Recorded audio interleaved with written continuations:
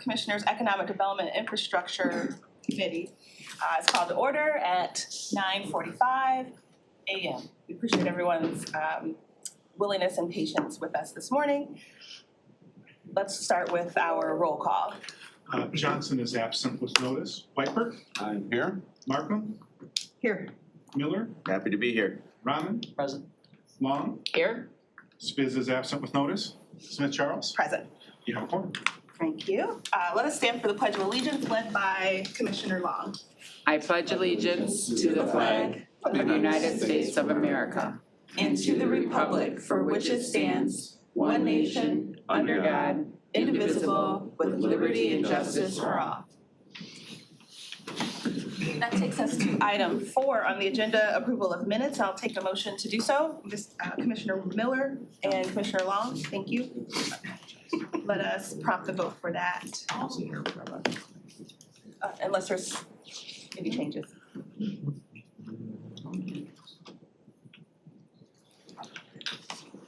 Yeah, 6 yeas and 0 nays. 6 yeas, 0 nays, that motion passes. Thank you. That takes us to item 5, which is approval of the agenda. Can I get a motion to approve it? Thank you, Commissioner Rahman, supported by Commissioner Markham.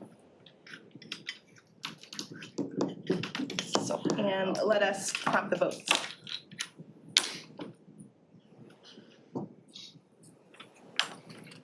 Okay. You have 6 yeas and 0 nays. Thank you. 6 yeas, 0 nays, motion passes. That takes us right into item 6 on the agenda, which is public comment, where we give 3 minutes per speaker related to items on the agenda. Is there anyone here who'd like to speak to the committee today? I'd like to recognize the Honorable Christine Gregg in the audience today. Thank you for joining us. All right, I'll go ahead and close public comment. That takes us to item 7 on the agenda, which is communications, and I'll take a motion to receive and file. Move it. Commissioner Long moves, and supported by Commissioner Markham. And if it's all right with the body, I'd like to invite Sean Carlson, whose title slipped my Deputy County Executive. Deputy County. Thank you. I was wondering if it was deputy. It slips my mind once in a while. Is that on purpose though? It's all a dream, Sean. Right. So Sean's here to talk about the Pontiac R3 initiative update, and the floor is yours, sir. Okay, thank you. I just wanted to keep everybody informed. This is a very obviously important project. If it's okay, I'm hoping to come back here on at least once a month to keep you updated on this project. The county hasn't undertaken a project of this size. I don't know, you'll have to talk to the historians when, but I know it's at least in the last 30 years, one of this size. So I think it's important that the Coulter administration, the executive office, make sure that we're on the same page with the Board of Commissioners along the way. So I just wanted to kind of give an update of everything that's going on.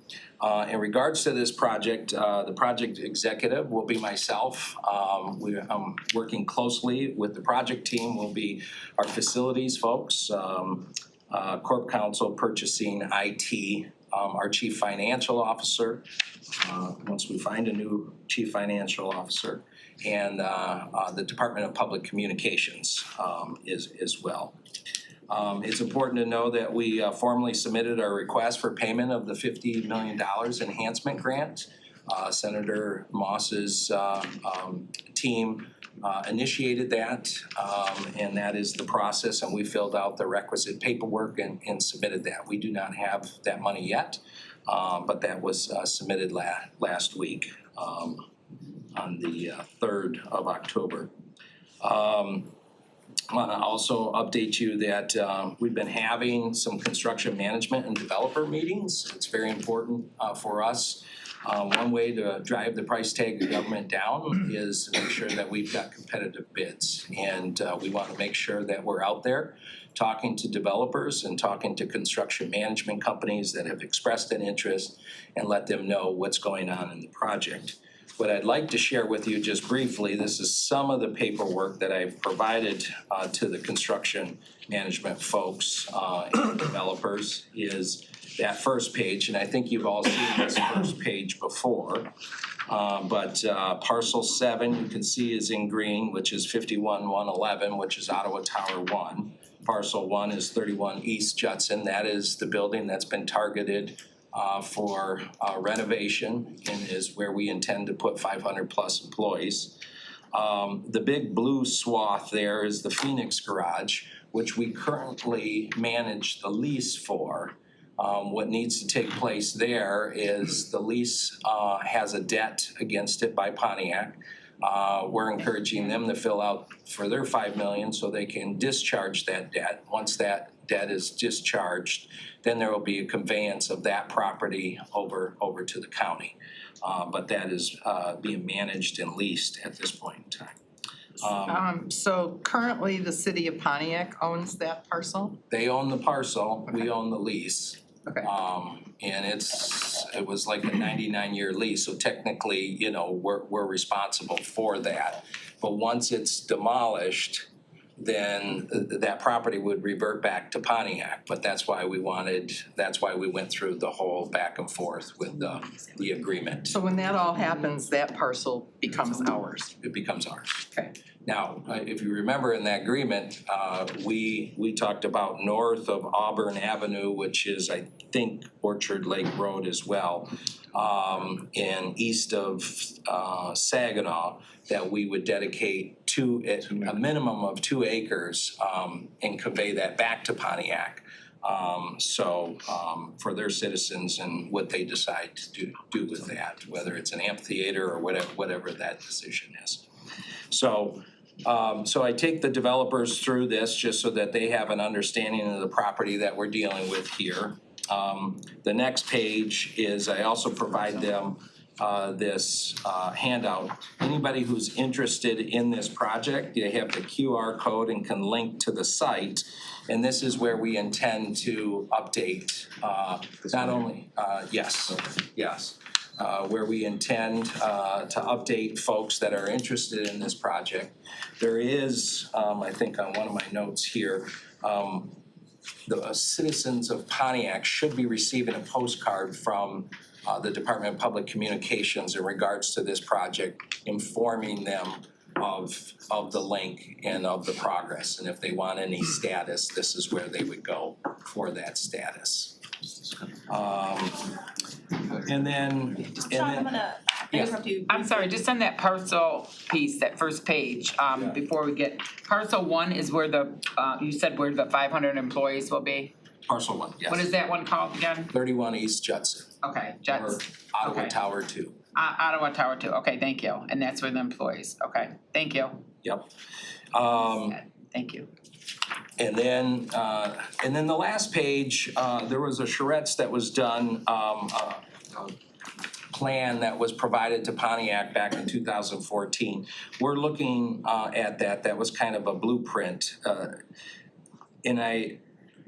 We've been providing this just to give context that this has been looked at before, not necessarily that we're wedded to this plan in 2014, but this just gives an idea of what's been before.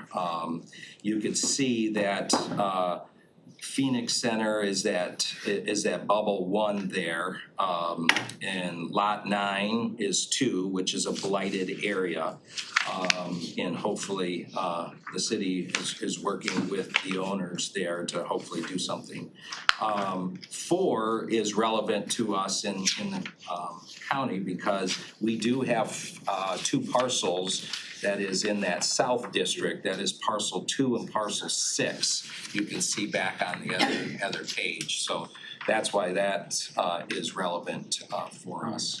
So, and then I believe the city of Pontiac is working with the developer in regards to that Lafayette neighborhood too. That has nothing to do with us. I'm just giving you context of the downtown area. So this is what is shared. You've had representation at this meeting. Chairman Woodward has been at every meeting with me so far. We've had 4 different meetings and we've got others that are scheduled along the way. So probably another 3 or 4 that are coming up. I wanna talk briefly on 4, which is the R3 initiative is broken down into 4 components. There's an owner's rep RFP, which is really on most of our government projects, all of our government projects up to this point, the owner's rep is the facilities department.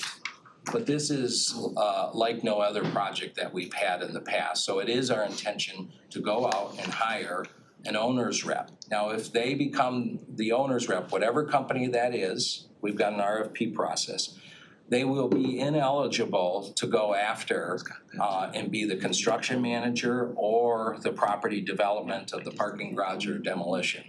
The owner's rep is our representative and will help us make sure that we're maintaining cost and negotiating the right prices. So we don't necessarily have that talent and strength, and this is a unique project, and we need to make sure that we've got experts helping us. So that owner's rep, it is our intention to post that next Monday. The due date would probably be around the 6th. We'll do some negotiation and presentations and so forth, but it is our intention to come in front of the BOC. Now, if you recall the procurement policy, if there's an appropriation that's already done, then it is not necessary for an RFP and a recommendation for award to come in front of this body.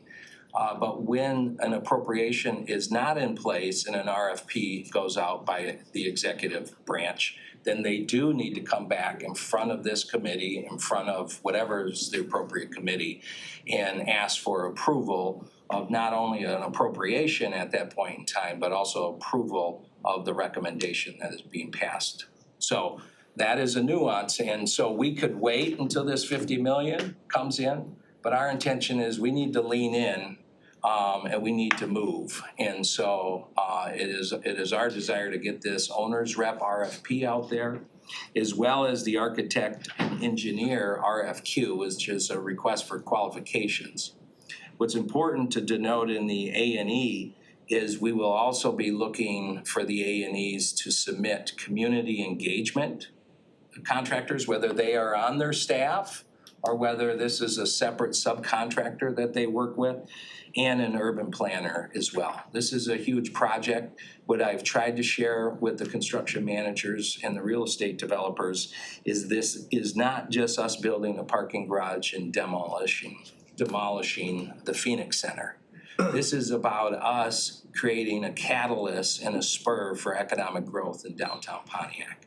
So we want to make sure that we're doing it right and that we're working with all relevant parties along the way. So that's important to denote in the A&E RFQ that's going out, what's happening there. It is our intention to put that out next Tuesday with a due date on 11/13 and hopefully in front of the Board of Commissioners in December. The construction management RFP for 31 Judson, we will look to post a solicitation sometime in December with a due date probably the end of January and in front of the Board of Commissioners in February. And then the property development piece. Now, we're still debating whether those two are tied together or if they are separate components in themselves. And then I've already mentioned about the postcard, which is item 6. Item 7 is 51111 Woodward is Ottawa Tower 1, in which we have about 70% occupancy in that building right now. Predominantly the state of Michigan is in there, the Michigan Department of Health and Human Services. I believe Lara is also in there. So we're working with them for some long-term leases. But the Farbman Group is the property management firm that is managing the tenants and any issues that happen in that building. So I think that's a comprehensive update. I hope that you all, if you have any questions, I'm happy to answer any questions. I know that there's been some conversations at Lago. I don't know if anybody's here on Lago. There might be some confusion. There's this notion that we have this hybrid working policy, and so there's a reduction of space, and we're working with facilities on that, but there was some confusion, I think, by a commissioner who thought, well, why are you adding so much square feet when you've got all this square feet? Well, it is our intention to collapse some of these buildings and sell some of the buildings. So the square footage, we're looking to reduce our footprint. So I just want to make sure if that comment comes up again, I hope you're all armed with the knowledge and information to say we're reducing our footprint, we're not expanding it. So. Any questions from the committee members? We'll start with Commissioner Miller and we'll then go to Commissioner Markham. Thank you, Madam Chair, but I'll let Commissioner Markham go first. Scholar and a gentleman. My question relates to the total funding because we think this project ultimately is gonna be more than double the 50 million Yes. long-term. So the planning for that, do we know what that looks like or? Yeah, so it's very important for us to get both the construction management, but especially the property development, makes us eligible for a brownfield transformational project, which we could be eligible anywhere from 25 to an additional $40 million. So it's a first come, first served basis. It's important for us to get this project moving. We believe all the demolition would be covered under the brownfield transformational project. The reconstruction of the Saginaw Road. Also, we'll need to repair and reconstruct the Orchard Lake Road or Auburn Avenue there as well. But we believe that those costs would be eligible under the brownfield transformational project. We will also be looking for other grants, federal grants in regards to this and, potentially having to bond as well. That's why this is a unique project in the fact that it is not our intention to get into the parking business. We'll be anxious to see the proposals that come in from those developers and what they're gonna be looking to do. Okay, thanks. Thank you, Finance Chair. We'll go to Commissioner Miller and followed by Commissioner Weidler. Thank you, Madam Chair. So the question, the one I always ask is, we're gonna go through our responsive contracting when we go through the RFPs. Oh, yeah, responsible bidders, Yeah. yeah, absolutely. I knew the answer, I just always have to ask. Thank you.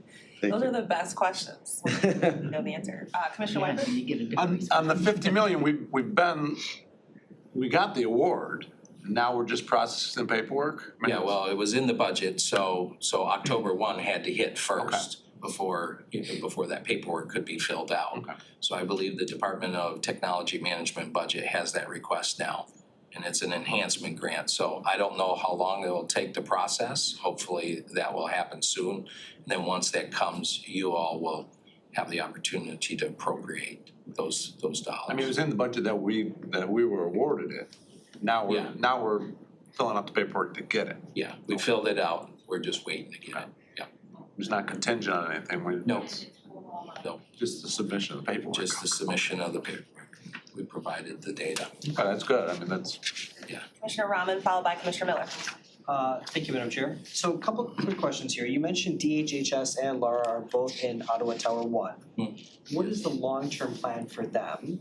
And is Ottawa Tower 1, I guess if you could refresh my memory on what we're doing in terms of downsizing office space, because I'm trying to keep this all together, what are we potentially removing, relocating, just to understand that piece. That's a very detailed plan. It's a great question, and it's a question that the executive branch is currently going through. We have some old buildings, as I mentioned before, on this campus. We've got a building that's over 100 years old. That's costing us a lot of money. Okay. I think it's our intention to look at the executive office building across the street, as well as Oak Point in those. We've been approached by some medical facilities and office. They're very interested in the space up on, I think it's Pontiac Lake Road, is that right? Or Elizabeth Lake Road. I do know that the facilities team, as they're doing space management and with the hybrid work policy, we're looking at, it's not a 1-for-1 space like it has been in the past. We're looking at a ratio that's more like 80 to 85% reduction in current space. So it's our belief that we could possibly get 614 employees. Now, what we committed to in the Pontiac agreement was 500. right? And of the existing structures here on this map, I understand they're all gonna be transformed and renovated, but there's no plans to eliminate any of the buildings as we see on this map. The parking structure I know. Parking structure, no, and then the others would be vacant parcels, so they'll give options in regards to proposals. Folks might, we looked at a few, if you recall, this committee did in regards to where the parking garages would go, right? And most of them were close by Ottawa Tower 1 and 2. But it's possible that there are some developers that may wanna do it across the street on Judson, or they may propose somewhere else. They may propose retail on the bottom floor and living space above the parking structure. That is what we've been encouraging as we've been sitting down to really think out of the box. We would like to have this project be more than Pontiac just moving down there to serve as a catalyst to spur growth in this area. Thank you. Commissioner Miller. Thank you, Madam Chair. So my first thing is the response to Commissioner Wiper, because I work with the legislators closely, is so all the grants that the state has given out this October 1st, so they're working on all of those, right? So everybody expected like October 1st they was gonna get the money, just so you know, like I've been dealing with this with other situations. So it's coming. I just talked to them yesterday, right? They're going through, because they have to have a meeting with each group that's getting money to talk about the language and put it together and agree on it, right?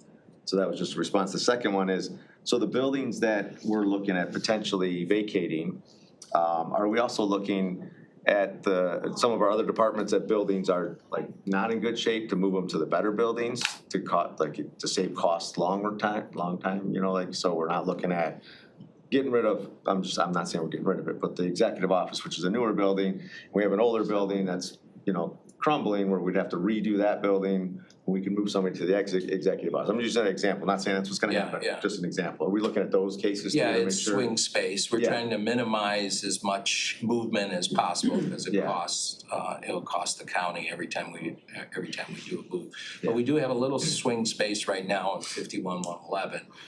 2/3 of the, I believe it's the 7th floor and all of the 8th floor is vacated right now. So we do have the possibility to potentially move, folks over there temporarily or permanently. 5111 is also a building, it was never really, we have an opportunity to potentially sell that as well. And it would benefit the county if it was sold, because then the tax base in regards to the brownfield transformational credits would help as well in regards to the project. So anyways, but I think internally here, I think that some of the older buildings would possibly be demolished. Right. Versus moving other people in them. That decision still needs to be made, but that is certainly an option and a strong consideration. Appreciate it. Yeah. Commissioner Marco. I'd just like to add, we have other organizations here at the county that are looking to maybe build new buildings or create new facilities for themselves. And I personally have always said I would really rather see us try to redevelop or put those on the current county campus. If we knock a building down, maybe whatever. So I'm glad to hear you say that this is a holistic look at the current county campus, where we're gonna move to, and what makes sense. And I think when it's all said and done, we are gonna free up space here that makes it a lot easier to talk about other departments within the county structure that are looking at their own needs for better building access and that sort of thing. So I think this is the right move, and I'm interested in, 6 months from now, what that plan really looks like. So. Yeah, and as soon as we kind of have that locked and loaded, Ed Joss's team, facilities department has been doing a fabulous job, so, and they've got some ideas on some things, so. we're still working through that, so. Thank you. Thank you, Commissioner. Makes me think of Little Oaks, which I'm really only becoming familiar with when I drive to campus, and I'm like, you know, I don't want the kids to miss out on green space, you know, grass, and they're like playing on the pavement. That's their whole day. What I was gonna ask you, Sean, just real quickly, first of all, committee do know that Sean was preemptive in the strike of showing up today is what I mean, because we didn't have to request this report. So I do appreciate people being ahead of us and saying, you know, let's get in front of the committee. So he was asking if monthly would be okay.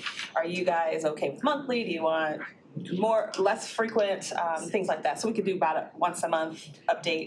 Be okay with you all? I always like seeing Sean, so as much time as he wants to. Just check out his TikTok. The other thing I was gonna check with you, Sean, and I'm just taking privilege as chair, on my drive in today, right where that mall used to be in Pontiac, it says Oakland County Business Center. I'm just curious in terms of branding, is that us, number one? Number two is, it just makes people think it's the county and it's this huge, quote, business center, and you being economic development, there could be questions about that. So if we could just make sure we know, because I'm sure it's not the county. Yeah, what does it say? It says Oakland County Business Center. Are they using, Biggest day. It's At Summit. the Summit? Yeah. I still call it are they Pontiac using Mall. green and white as their colors? Doesn't look green and white. So just to lift that to your Yeah, awareness. no, thank you for that. It's a privately owned site, and it's actually on part of what we have this, what's called the VIP program of sites we're trying to sell and market for potential projects. And so we're working with the developer on that one right now. Okay. This is the body that would love to hear more about that when the time is right. So definitely keep us posted on that. And when we say sell, I just want to be clear, we don't own that. Right. And that's a different kind of selling. That's promoting, Yeah. you know, business attraction and site. Right. So I. Okay, that's good to know. It's an eyesore. Yeah, well, thank you, Sean, very much. Thank you. And we are all thinking of you in your bereavement as well. Oh, So thank you. I appreciate that. do keep yourself well. All right, thank you. Thank you. And the Water Resource Commissioner report on the Oakland County dams is included in your packet. So if you have any questions about that, just let us know and we can make sure to have someone report on us for that. So I will go ahead and question On the dams? on the dams. So do we have someone here to speak about it, or Yeah. we don't? Let's see. Well, Steve and Lynn are presenting next, so maybe they might be able to unmute. Steve, good morning. Lynn, morning. Are you able to speak a little bit more on the Oakland County Dams report? Sure, I can entertain any questions and attempt to answer them, yes.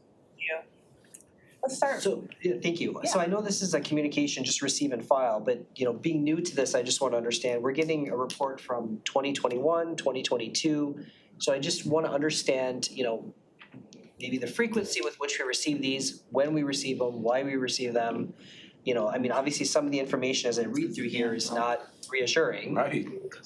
So I want to make sure that, we don't end up with a Midland situation. Right, that's where these came out of. That's why they Right. came out of our Right. reports. And so I'm seeing some of these, and the other thing that confuses me as a newbie to this is that some of the really good dams are gonna be inspected more frequently and sooner than some of the ones that are in poorer condition. And whether or not that has to do with the body who's responsible for it, I don't know, but maybe if you could please shed some light generally on all of this to help me understand, I'd certainly appreciate it. Sure, at a very high level, I think it was 2 or 3 years ago, we did a full report on all the dams in Oakland County, the ones that we own and also the ones that under private ownership that are under the jurisdiction of the state. And so these memorandums in the packet today are really to act as a supplement rather than doing another full-blown study. We just supplemented the information and updated it with the information in these memorandums. And really at a high level, I think what we wanted to share was our office is fully engaged with the state's dam safety unit. And so we're familiar with all the private dams. We know the state has jurisdiction over them, but we know the condition of them and we're monitoring that as well. I also, regarding the frequency of inspection, inspections occur every 3 years. And the ones we definitely want to pay attention to are the dams that are considered, that are rated. That would mean high hazard and significantly hazard rated dams. Those are the most important ones that we keep our eyes on, because those have the biggest potential for property damage, loss of life, things of that nature. So those are the ones that we pay the most attention to on the list. If there's specific questions on the list, I know there's one on the list that was in poor condition, and there may be a note at the bottom that said it was just rebuilt in 2019. Thought I'd bring that to your attention. But if there's specific items on there, we certainly can look into them in greater detail and get back to you. So just as a quick follow-up, as I'm looking at this, the report, I know some of these are highlighted in green, Clarkston, Lake Oregon, Seven Lakes. Then there's others that are also showing significant hazard classification, Winkler Pond Dam, Endicott Lake. And again, maybe this is old data or I'm just reading this incorrectly. Date of last inspection, Endicott Lake, was that one that was closed already or was that? So Endicott Lake that dam was rebuilt. There's a note, an asterisk referencing a note on the bottom that was rebuilt in 2019. Okay. So we probably should have changed that in the table, but I think because the dam was rebuilt, an inspection is not necessary at the same frequency as the other ones. Got it. And so Winkler Pond Dam, case in point? That one isn't in. That could be similar. I think that's another private dam that's administered by the state. But again, we are basically in partnership with the Dam Safety Unit to keep our eye on all this, the dams, the infrastructure, dam infrastructure in Oakland County here. So. Okay. And the frequency doesn't increase the poorer the condition of the dam? It's just the standard? That's correct. A report would recommend if more frequent inspections were necessary. So it's very possible if there was some concerns that an annual inspection could be recommended, and of course that would be done as well.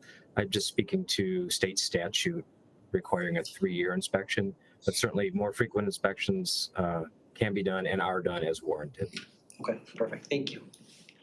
Commissioner Whitebird. Yeah, I too read through it, and I just wanna, so it's the high level that if anything ever happens, they're not gonna say we weren't on top of it or paying attention to dams, right? I mean, we're working with the state, we're paying attention to the condition of all the dams and implementing things like lake level or level controls that would affect the dam, not only structure, but other things like I saw you on some of it recommended tearing out vegetation and things that are causing problems.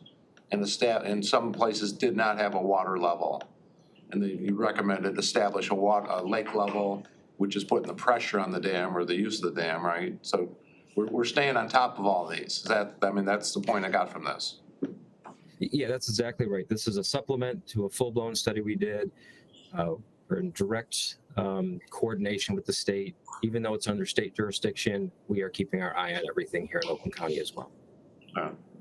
And we're following through. Like I saw a couple recommendations were establish a water level if they haven't had one. And then that's correct. That's correct. We're following through with the private owners. If they have questions on how to establish a legal lake level or turn jurisdiction over to the county, our office, we can help them with that process through the state statute. So again, communication with the owners and communication with the state is really what we're trying to say we're on top of here.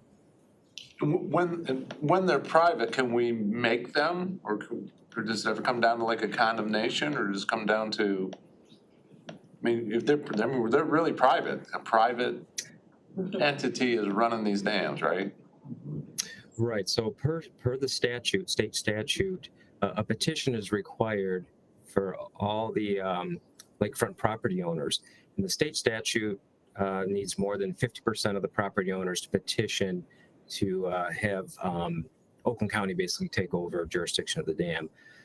Past practice, we've always used 2/3 of the property owners just to make sure everybody's on board what's needed. But these are the type of this is the type of information we share with homeowners associations and neighborhood associations about their water level, about the maintenance of their dam, to help them go down this road if they wanted our office to take jurisdiction. But we don't want them to come in and then ask for jurisdiction when it's too late. That's the issue. That's what Midland did. Right, and that's the purpose of us keeping track of these private dams in coordination with the state. We can reach out to the property owners and start those discussions, especially when there's problems. Okay. All right, thank you. Thank you, Commissioner Whiteford. Yes, Commissioner Markham. I would just like to add for Commissioner Rahman and anybody else who, we did this specifically in response to what happened in Midland. We knew we had 400 lakes in this county, a lot of them with unregulated dams. And so 2.5, 3 years ago, we asked the question, what do the dams in our county look like? And this is what we ended up with is this report, and our WRC really paying attention to it and reporting to us, so. It was a resolution by the Board of Commissioners. Right. That's how this got initiated after Midland. Right. Thank you, Glenn. And I'd like to ask Connie to repeat what you just said. Just so you all know too, each year that these reports have to be updated on the WRC website. Those are monitored by the analysts as well as these reports. But they did have some staff changes and other things that impacted the delivery of these reports, but they are current and up to date as of now, okay? Thank you. Dream team. Thank you, Steve. All right, is everyone satisfied with that report back from the dams? Okay. I'm satisfied with it, but. Tolerable. Thank you, Steve, for jumping in there. We'll go ahead and prompt the vote.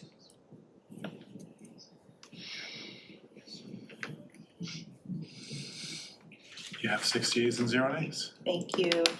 That motion carries. And that takes us to item 8, which is presentations from the Water Resource Commissioner on the Rain Smart rebate program. And spoiler alert, I've got a lot of residents who are super excited to hear that this program is coming to fruition. So without further ado, because people have been texting like, we want to hear more about Rain Smart.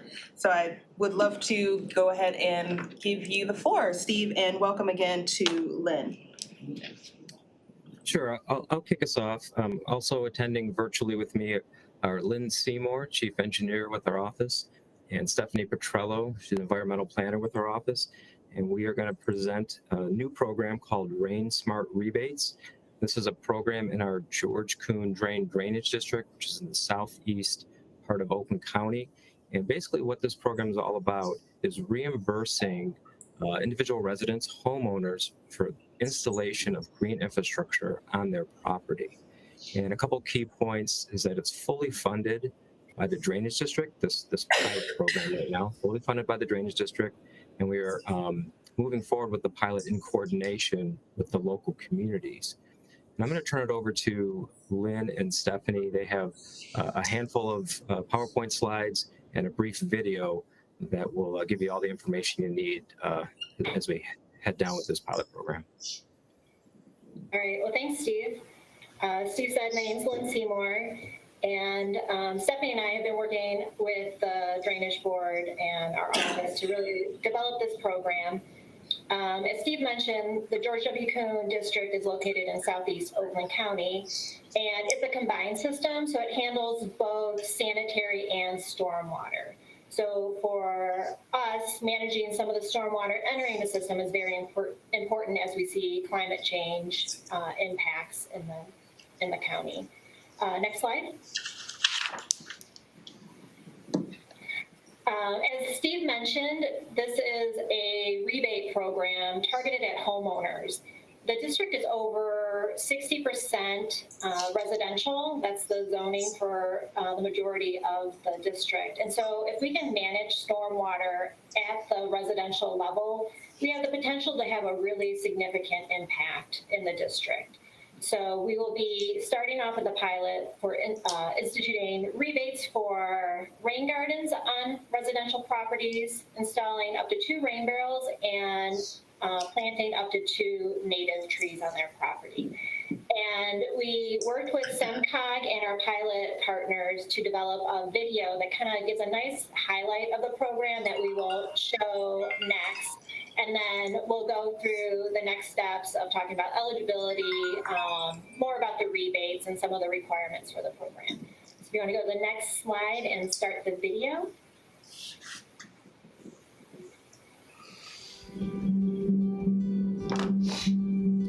The Rain Smart Rebate Program is here to help communities develop green infrastructure. This allows homeowners to install green infrastructure on their properties. That includes planting trees, doing rain barrels on their downspouts so the rain is collected, and rain gardens that allow the water to be directed into them so they can have a little garden on their property that looks very nice. All those things cost money, and we can pay them back to do this. We're investing in these communities by doing this, and each homeowner can benefit from that. So green infrastructure helps us to mitigate those impacts from climate, and these green infrastructure installations are able to capture a huge amount of water and let that water filter back through the soil instead of that water running off, as we see, into storm drains and going directly into our combined sewer system. You know, every little property that everybody owns is a small little piece of an area within a whole big watershed, so it makes a way bigger impact if you get your neighbor involved, and makes a larger impact if you get your whole block involved. It absorbs water out of the ground, the leaves absorb some of the rainwater, it provides shade, it provides cooling in the community. All those things are benefited from planting trees. So if you keep a rain barrel on your property, after a rain, you've got 50 gallons of water you can use watering your plants or watering your yard, or whatever you want to do with it. Oftentimes in environmental causes, it seems like it's hard to make an individual difference, but this is an opportunity where residents really have the tools and the resources being provided by the county to make a difference on their property. It really allows people to have a part in a broader solution for stormwater here in Southeast Michigan. This is the water resources we depend on for our economy, for our safety, for the health of the environment. All of that we need to protect. We're becoming resilient to climate change. Any homeowner in the district here can qualify for this. Just contact my office, or you can even contact your own community. Everything we're doing in collaboration with these communities, and they're very involved with this. I know. We don't get in it on our side of town. Just let the rain go down the road. Yeah, forget. No wonder I'm not getting calls. But we didn't have the 2014 flooding. I know. That this is in But we response could. to. But we could. Don't you love it? Yeah. We're back with you, Steve, or Lynn, I apologize. Yeah. No problem. So hopefully that video played nicely for you, and we're really excited about it. That's really going to be the launch of our program moving forward after the new year. But as the video highlighted, the district is 14 communities, and we highlighted the 4 pilot communities: Birmingham, Oak Park, Royal Oak, and Southfield. They've been really integral with helping us develop the program and making sure it reflected the needs of the district. And I also wanted to point out that in that video, all the examples of green infrastructure, green stormwater infrastructure, were from the district. So within Oak Park, Birmingham, and Ferndale. At this point, I'm going to turn it over to Stephanie, and she's going to kind of highlight some of the more of the details of the program. Kathleen, can we move to the next slide, please? What wasn't mentioned yet is that we've been working on planning this program for the past 10 months or so. And one of the first things we did was interview similar programs from throughout the country. A number of them have been established for more than 10 years, and they offer these rebates as well as several others. But because we're a pilot program, we didn't want to overextend ourselves, so we are limiting the rebates to rain garden, rain barrel, and tree. A lot of the things we discussed with those other programs was how they set their rates and their maximum ceilings. All of them mentioned the more money you can give a homeowner, the better, the more interested they'll become. But because they've had such a history to adjust their rates, they've been able to increase that and kind of balance out what their market kind of dictates. And we don't have that data yet. So in order to set our rates, we went through the exercise of go into some local stores and taking an inventory of what they offered and at what price to kind of see what it would cost the average homeowner to install a rain garden or plant a tree. And we feel comfortable that these rates will help the average homeowner to cover those costs on a do-it-yourself basis. So rain gardens will be eligible for up to $6 a square foot of the installed garden area. A rain barrel would be eligible for up to $125 and a tree for up to $250. All properties will have a maximum rebate ceiling of $2,000. So that could be one large rain garden, or they could install multiple stormwater features, but the maximum will be the same across the board. Next slide, please. So in setting up the process, we wanted it to be as simple as possible for the homeowner, while still having enough oversight that we feel comfortable with the level of installation. So the first thing that a homeowner will need to do is apply for the program. This will be through our website, a simple form with their name, address, contact information, and what stormwater feature they're interested in. They can select all of them. But then that will go to our office and we'll verify that their address is within the district, and they'll receive notice that they've been accepted to the program, and that will indicate for them that they need to sign up for a site assessment with the Clinton River Watershed Council. We've partnered with the Watershed Council to do the majority of the site assessments. Every homeowner will need to go through this in order to get through the Rain Smart Rebates program.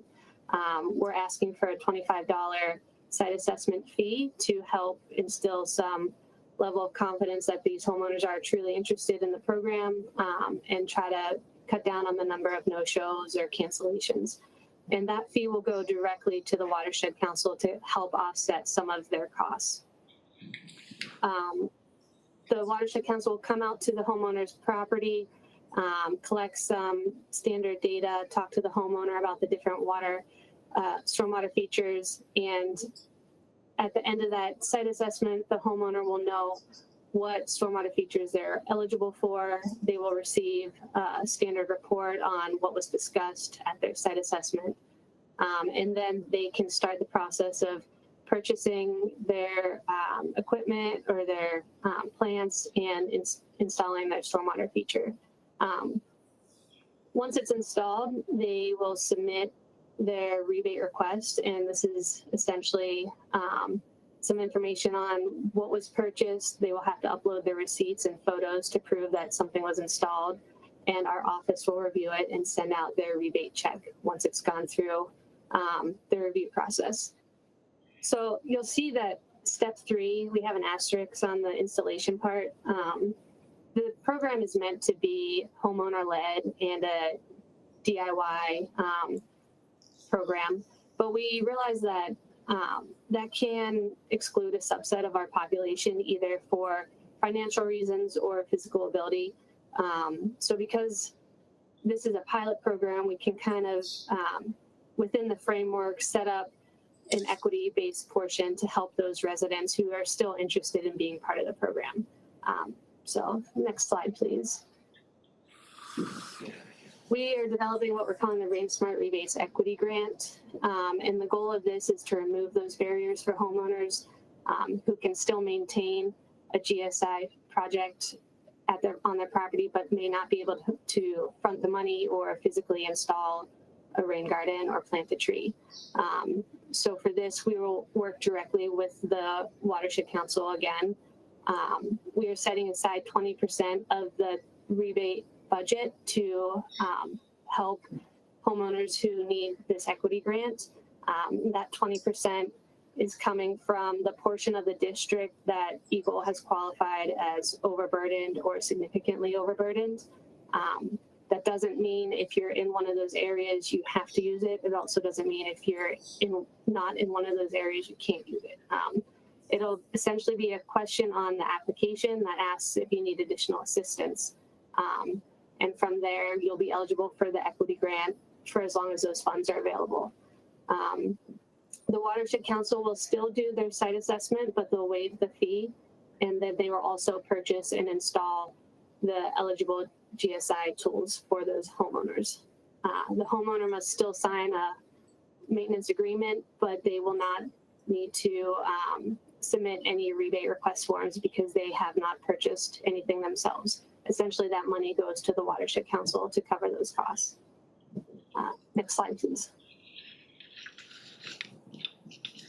So we've spent a lot of time planning this, and we still have a few things remaining before we can launch the program. We're also working with the Center for Watershed Protection to build a database and GIS tracking system for us. This will tie all of the applications, site assessments, and implementation or installations together so that we have it all in one map.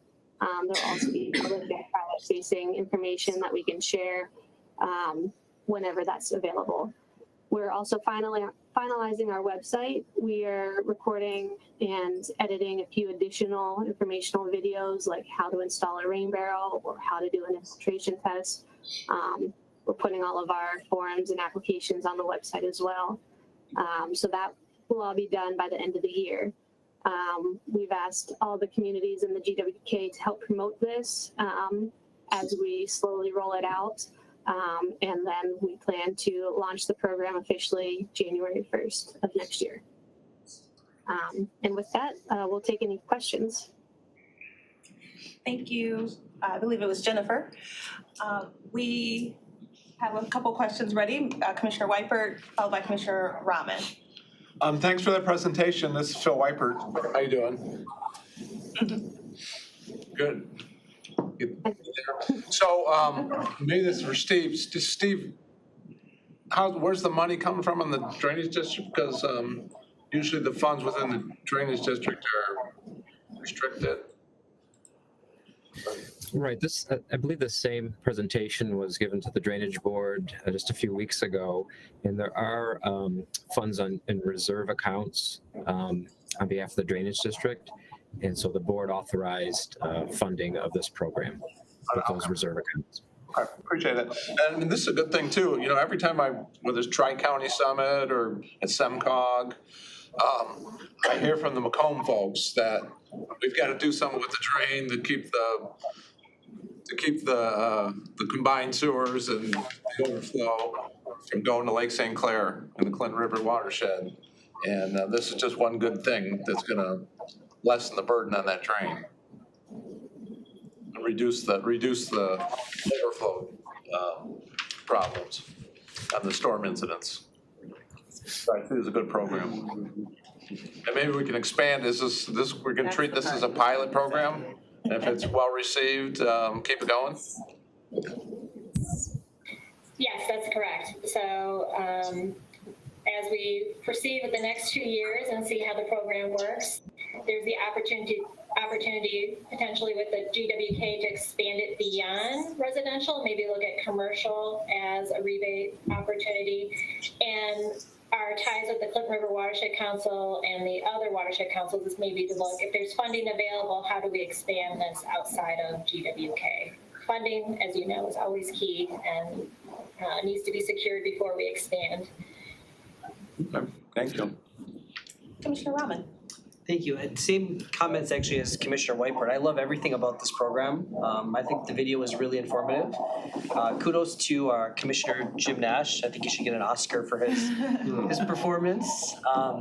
But yeah, really same thing that, you know, at some point, if we can expand this throughout Oakland County, I think this would be a really good program for those countywide. So same sentiments. Yeah. Wonderful. Anything else from the committee members? All right, well. Motions. Yes. We did the presentation, a lot of presentations. Oh, okay. So let's do a motion to receive and file. I'll make motion to receive and file. Motion by Weipert, supported by Rahman. And seeing no other discussion, we'll go ahead and prompt the vote.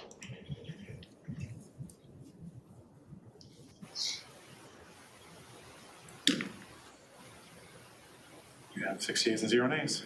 Thank you. Before I call that, I just want to say, are we able to get that PowerPoint presentation, or is it somewhere we can share?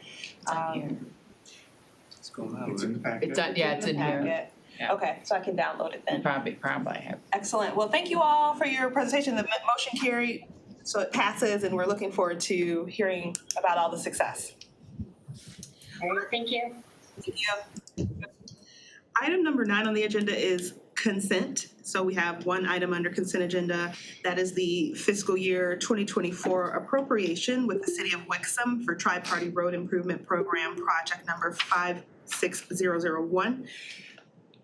Yeah. Commissioner Rahman is going to move that, and it's supported by Commissioner Long. Any discussion? No, actually, it's, they've already started the project. So I guess my only question on this is how does this work? Because if we're just approving it now, they're already moving dirt and doing things. I mean, just the sequence of things, shouldn't this happen before that, or I don't? It's been my question with government from my time on the school board, like, you've already hired this person, now we're voting on it. If anyone has a better answer to that, Commissioner Whiteberg, you've been around a little while. They get project, they submit the. It's called a ratification. Right, It's called a ratification. Sometimes you move forward, but then you gotta go back to the governing body and ratify the action that took place. Such a small. So if hypothetically, again, this will pass, there's no reason for it not to pass, but if it failed, Then It you would have just to be cease. it would just be the tri-party funding of it too, which is probably such a small portion of the whole project too. Right. Your community still might go ahead with it, you know. but they don't have, they've already told us they don't have the money for it. Oh. They're counting on this. Well, as Well, Mr. we'll Carlson get said, then the project would stop. With construction equipment, dirt already moved, Oh, they yeah. just leave it? Yeah, that's it. It happens. I'm missing something here, but Shovel ready. I don't think you're missing something. I think it's just I know. the process is not like normal to what you're used to. Commissioner Markham. With these projects, the tri-party, the community can go ahead and start the project right. without the commitment that we're actually gonna give them the money. So these projects are actually all elevated from the locals. Okay. We ask the locals, pick one project you want us to help you with every year. That's how this, and so they may decide they wanna get it done in this construction season, so they'll go ahead and start it. And then they'll get the check from us later. I don't think I've ever, since I've been here, we haven't approved a project for Right. local community. They always. If that helps. Right. I mean, there always could be something, Right, right, you know. Sure. Okay. Well, thank you I for don't the think, clarification. yeah, I I don't know think it's a we've ever not, I know it's a formality, but I just, I wanted to get that Yeah. clarification. Great question. welcome to government. With that, unless there's anything else on the consent, yes, sir. I mean, if you look through the package, I mean, the memo from the road commission was August, and then the cost participation agreement was signed in September. Correct. And now it's following through, so a lot of the stuff has to get signed and in place, and then the money, the bills are submitted to the county, and the county sends them out. I'm with you on all of it. It's just the sequence and the timing of things that, Yeah. it is what it is. All right, with that, I think we still need to prompt that vote. I've never had anyone vote no, I don't think.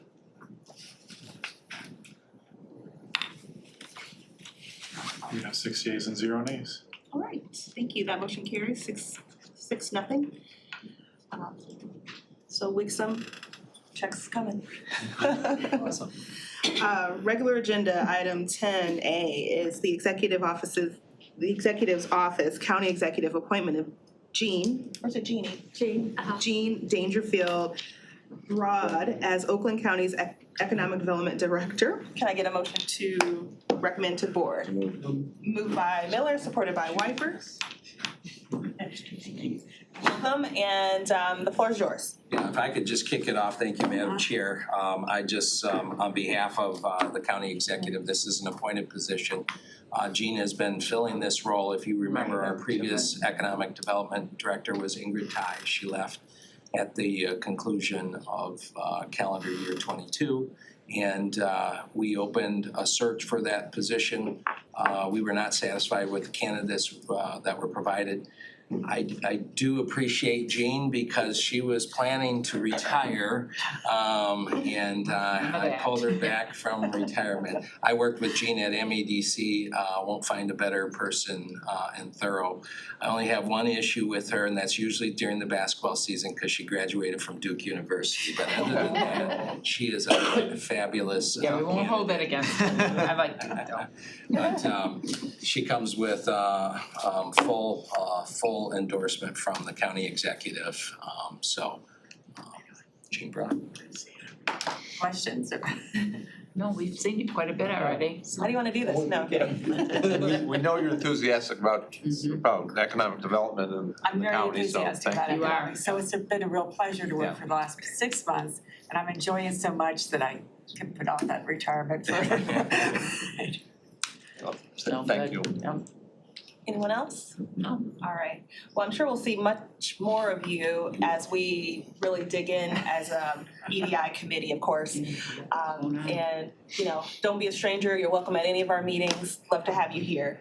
So with that, unless anyone else has anything, we can go ahead and prompt the vote.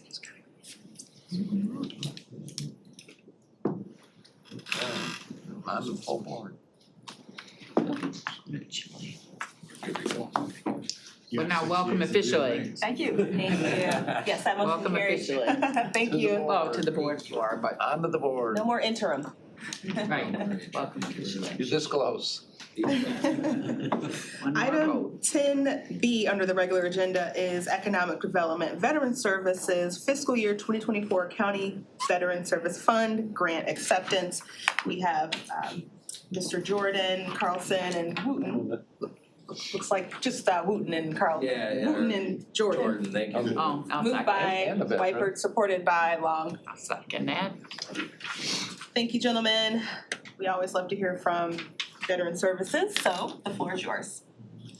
Well, this grant is an opportunity for us to provide some services as far as transportation, workshops for veterans, and help with marketing and our outreach efforts. Also to make veterans aware of the benefits and the services that are available to them in Oakland County. It's good. Commissioner Wypert, followed by Marco. I saw the breakdown again, we're doing the advertising and the resource fairs, and I saw transportation was like 700 rides at $50 a ride, or it was like 35,000 on that, but, and 70,000, yeah. 70,000. And, yeah, to make 35,000, yeah.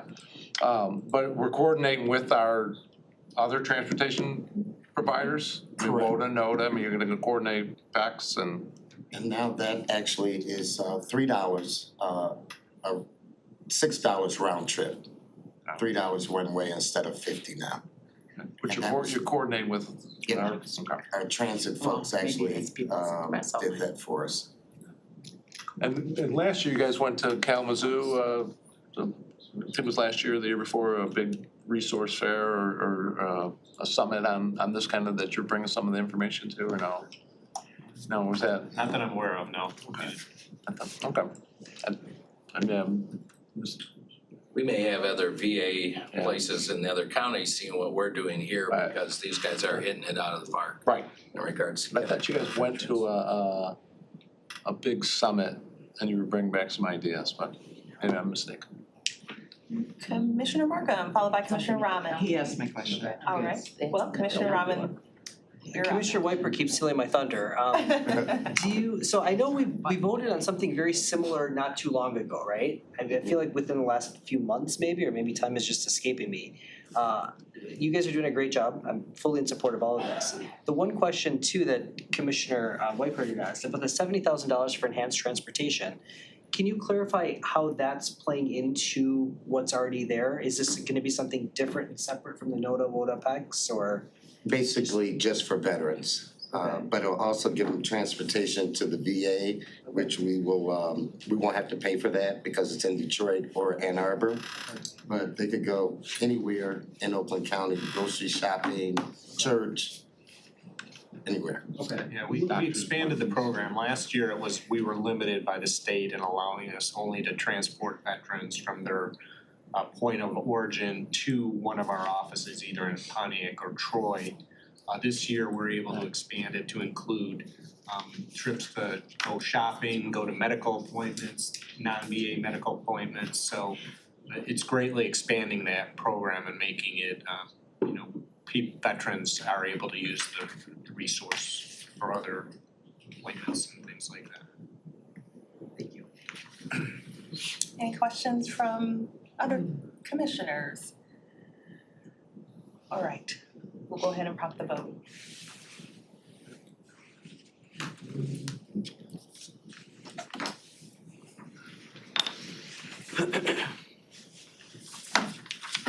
You have 6 yeas and 0 nays. 6 yeas, 0 nays, motion carries. Thank you, gentlemen. Keep up the work.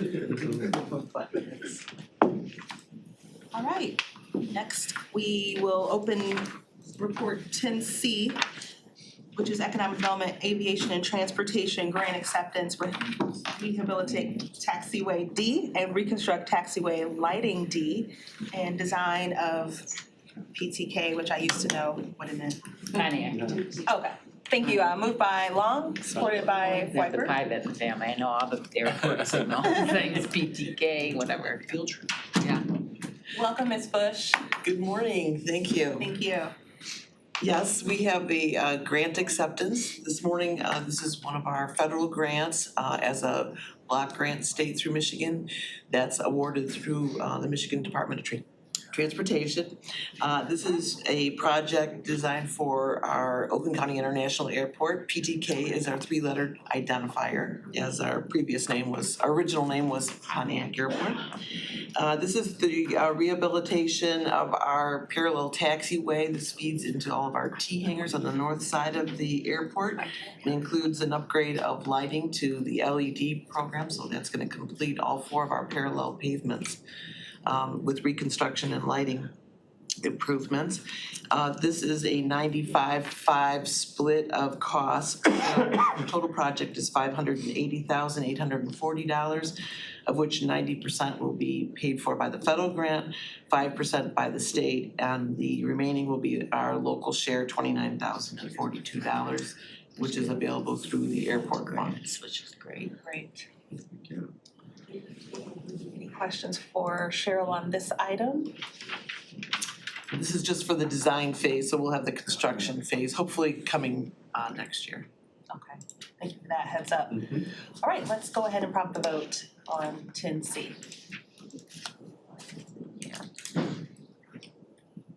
This one if you want. Oh yeah, Glenn's on it too, you guys. You have 6 yeas and 0 nays. 6 yeas, 0 nays, that motion carries. Thank you. Thank you. And don't go anywhere. No. Item D is, just need a motion to send this to, recommend to board. Grant acceptance, conduct environmental study EA for runways 9R and 9L, obstruction removal, environmental PTK.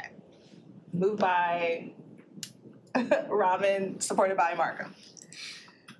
So many names. That's why we have signs. I know. It's like you don't even look at them. Yours is the hardest for me to remember, you know? Cheryl. This is another federal grant. This is one of our build grants coming through from the bipartisan infrastructure law. And it will be, again, administered through the Michigan Department of Transportation, Aero Division. This project is an environmental study for the obstruction removal to our approaches at Oakland County International Airport. So it's going to be involving potential tree removal and anything that might be penetrating into the approaches that which we're required by law to remove and keep the airport safe. So this environmental is the first phase of that project. All right. Thank you. Questions for Cheryl on this environmental study? I have a question on the statement, thank you, Statement, Mr. Chair. sure. All I know is with Ms. Bush is bringing us something, she's done the work, she's like, you count on her day in, day out, for the last 5 years, she's taught me a lot. So every time I'll say 100% yes. Thank you very much. Thank you for educating me and helping and doing what you do. Yeah. And I always like to make the point that our airports are mostly funded by federal dollars because they want us to keep them operating, all 3 of them. And so, you know, you manage to keep that money flowing in the right ways, and it's nice to have a really nice airport that the money comes from somewhere else. We can all be very proud of, that's for sure. Yeah. Looking forward to the tour on Friday for those that you can attend. Whiteford, is that a hand up or? No. Okay. All minds and hearts clear on this one, we can go ahead and prompt the vote.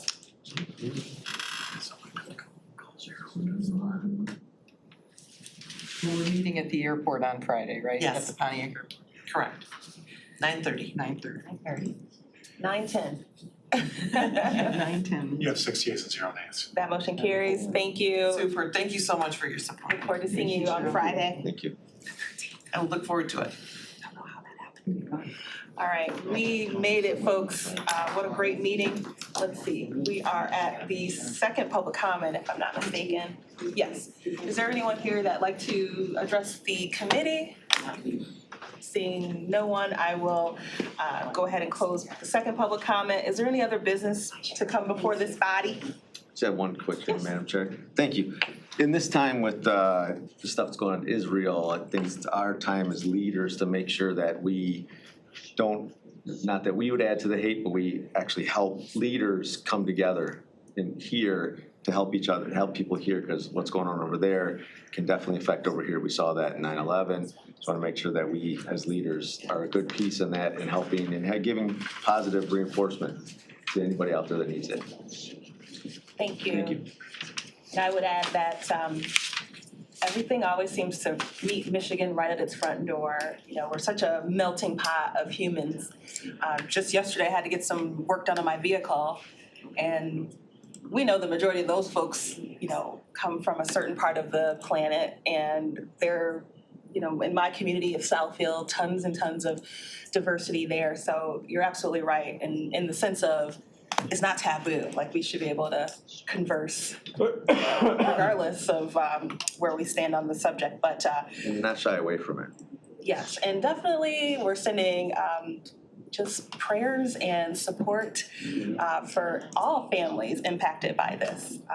When we talk about economics and infrastructure, I can't even think about what it would be like if something like that were to happen here. I don't have a go bag. I'm not ready.